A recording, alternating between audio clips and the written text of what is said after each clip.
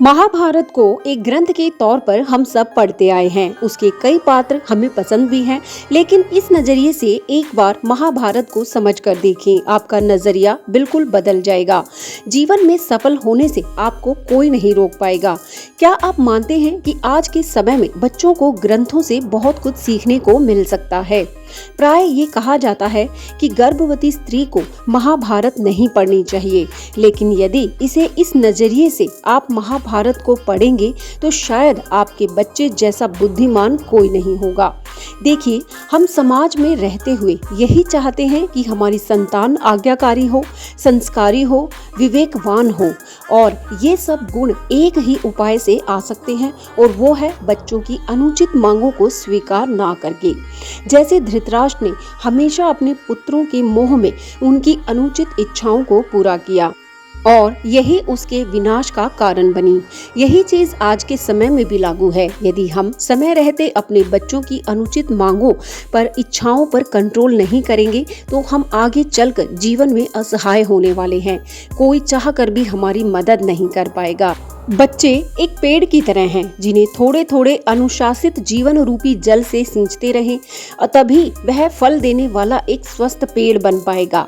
दूसरा नजरिया जो महाभारत ग्रंथ हमें सिखाता है वो ये है कि हम कितने भी शक्तिशाली क्यों ना हो जाएं, यदि हम अधर्म का साथ देंगे तो हमारी शक्ति, कौशल, आशीर्वाद और शस्त्र सब बेकार हो जाएगा, जैसे कर्ण के साथ हुआ था।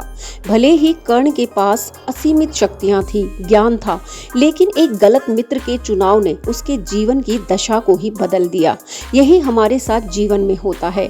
हम यदि अपने मित्रों का चुनाव ठीक से नहीं करेंगे या बिना मतलब ईमानदार या गरीब व्यक्ति से धोखा करेंगे तो ईश्वर उसकी सजा हमें जरूर देगा। इसलिए जीवन में धन कमाएं, लेकिन साथ ही अपनी बुद्धि का प्रयोग करके अपने व्यक्तित्व को भी एक तरफा रखें।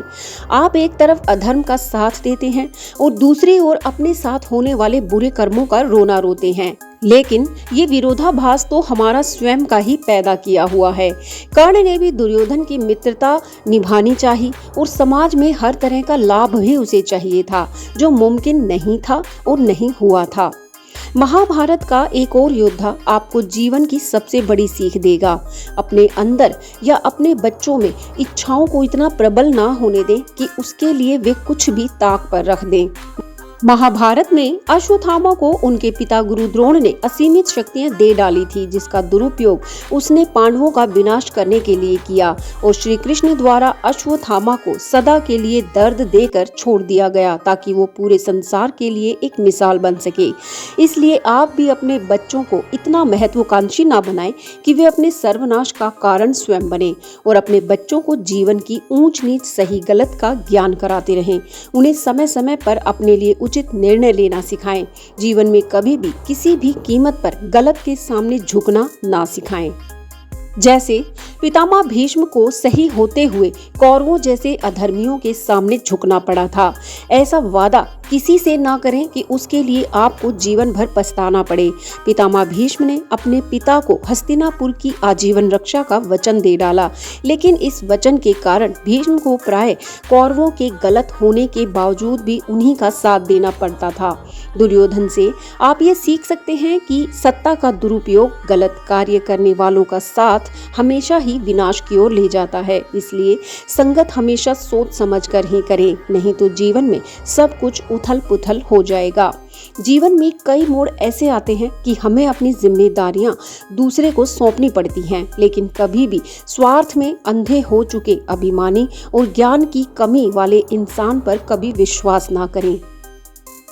जैसे कि धृतराष्ट्र के साथ हुआ, उनके भाई पांडु ने बड़े भाई होने के नाते कुछ समय के लिए अपना राजपाट उन्हें सौंपा था, लेकिन लालच, अभिमान और ज्ञान में कमी और वासना में अंधे हो चुके धृतराष्ट्र ने सब कुछ ताक पर रख दिया और हस्तिनापुर के विनाश को बढ़ावा दिया।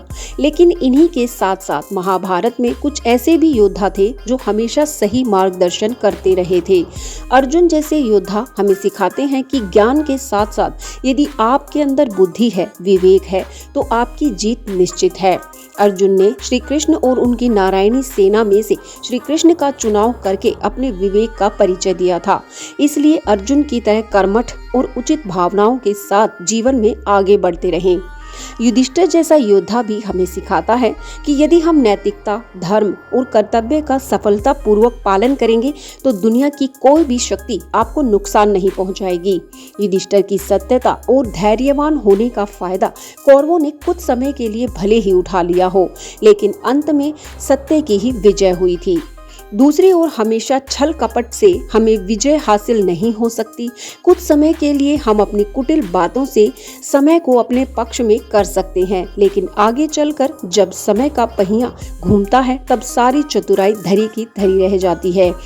जैसे शकुनी ने पांडवों के साथ छल कपट करने में कोई कसर नहीं छोड़ी थी, लेकिन फिर भी अंत में विजय पांडवों की ही हुई थी और शकुनी जैसे पापियों का अंत हुआ था, जो निश्चित होता है।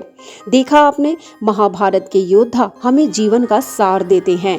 वो सिखाते हैं कि जीवन में ऊंच नीच आने पर हमें कैसा व्यवहार रखना चाहिए। आप भी अपने बच्चों को ये वीडियो जरूर दिखाएं और समझाएं कि जीवन में आने वाली परिस्थितियों से कैसे निपटा जाए।